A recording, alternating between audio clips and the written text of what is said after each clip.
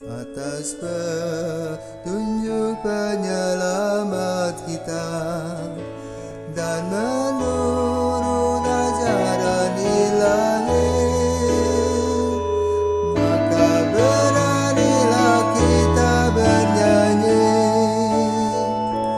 Bapa kami yang ada di surga, dimuliakanlah namamu.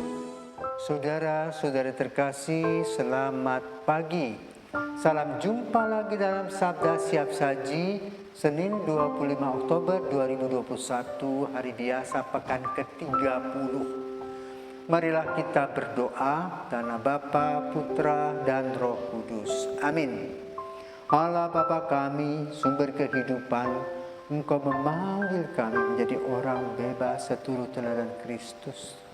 Tumpangkanlah kiranya tangan-Mu di atas kami, dan sembuhkanlah kami dari segala dosa kami, seperti wanita yang Engkau berkati, dan dari penyakitnya sembuh. Maka kemudian ia berdiri tegak dan memuliakan Engkau. Demi Kristus Tuhan dan pengantara kami, kini dan sepanjang masa. Amin. Tuhan bersamamu dan bersama rohmu.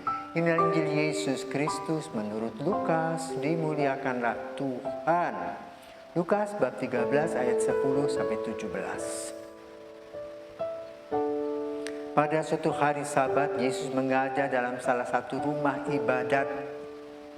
Di situ ada seorang wanita yang telah 18 tahun dirasuk roh. Ia sakit sampai bungkuk punggungnya dan tidak berdiri lagi dengan tegak. Ketika Yesus melihat wanita itu, dipanggilnyalah dia. Dan Yesus berkata, "Hai ibu, penyakitmu telah sembuh."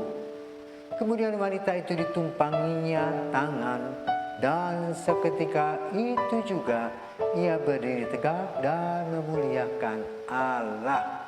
Tetapi kepala rumah ibadat itu gusar karena Yesus menyembuhkan orang pada hari Sabat. Lalu ia berkata kepada orang banyak, "Ada 6 hari untuk bekerja. Karena itu datanglah pada salah satu hari itu untuk disembuhkan dan jangan pada hari Sabat." Tetapi Tuhan menjawab dia, katanya, "Hai orang-orang munafik, bukankah kalian semua melepaskan lembu dan keledaimu pada hari Sabat dan membawanya ke tempat minum? Nah, wanita ini sudah 18 tahun diikat oleh iblis. Bukankah dia harus dilepaskan dari ikatannya itu karena dia keturunan Abraham?"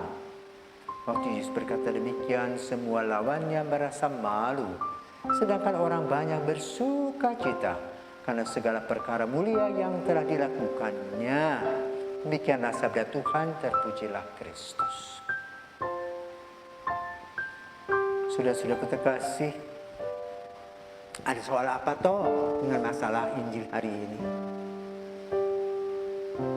Wanita bungkuk, mungkin osteoporosis, kurang kalsium.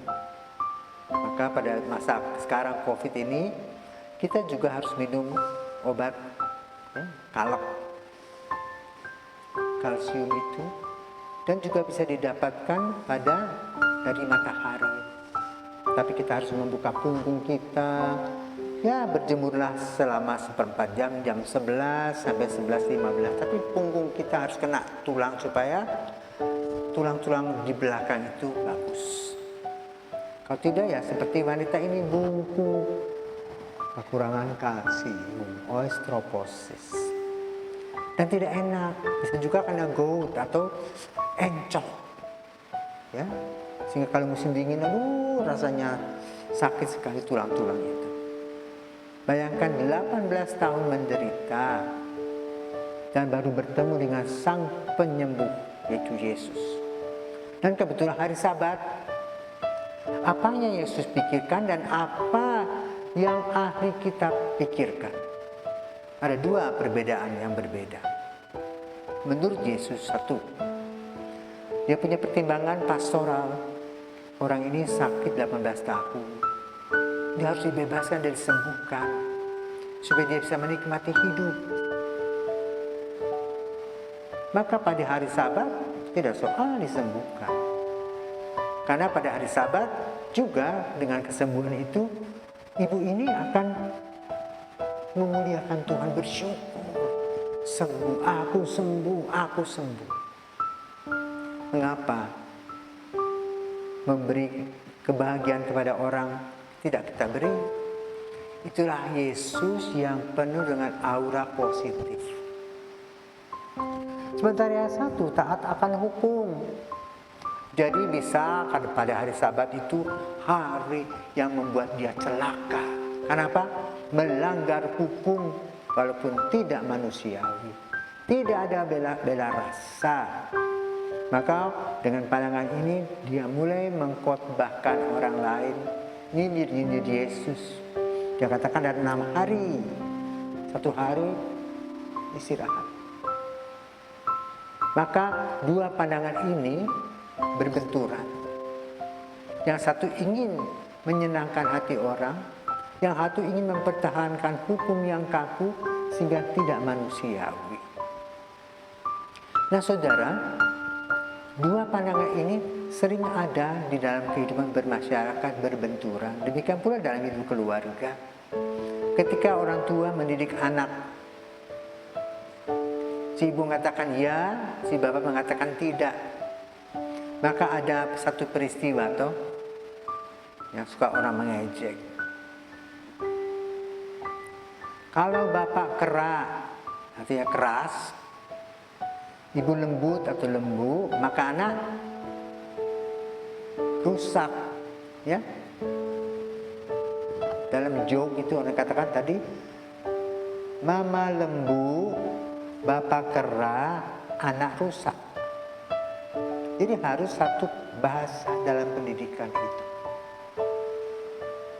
Karena itu hidup keluarga tidak gampang, harus mempersatukan hati supaya dalam mendidik anak satu suara.